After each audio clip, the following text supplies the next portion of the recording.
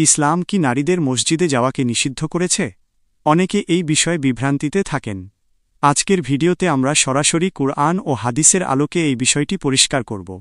রাসূলুল্লাহ সাল্লাল্লাহু আলাইহি ওয়াসাল্লাম তার জীবদ্দশায় বলেছিলেন, তোমরা আল্লাহর দাসীদের নারীদের আল্লাহর মসজিদে আসতে বাধা দিও না, অর্থাৎ ইসলামে নারীদের মসজিদে যাওয়া সরাসরি হারাম বা নিষিদ্ধ নয়।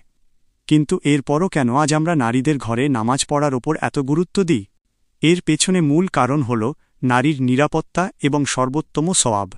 রাসূলুল্লাহ সাল্লাল্লাহু আলাইহি ওয়াসাল্লাম স্বয়ং বলেছেন, নারীদের জন্য তাদের ঘরের ভেতরের অংশেই নামাজ পড়া সবচেয়ে উত্তম। একজন পুরুষ মসজিদে গিয়ে যে সওয়াব পান, একজন নারী তার ঘরের কোণে একা নামাজ পড়লেও সেই সমান সওয়াব পান। এটি মহান আল্লাহর পক্ষ থেকে নারীদের জন্য এক বিশেষ সুযোগ।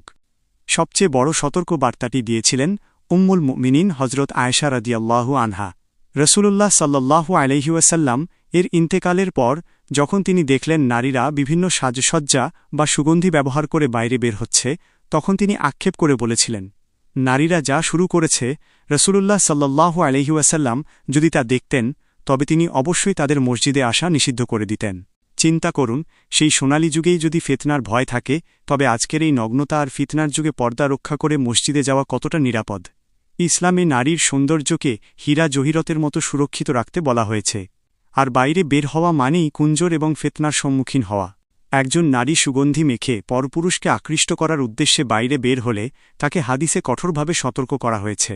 তাই ইবাদত করতে গিয়ে যদি পর্দার খেলাফ হয় বা গুনাহ হওয়ার সম্ভাবনা থাকে, তবে সেই ইবাদতের চেয়ে ঘরে থেকে নিজেকে সুরক্ষিত রাখা এবং পর্দা রক্ষা করা আল্লাহর কাছে বেশি পছন্দনীয়।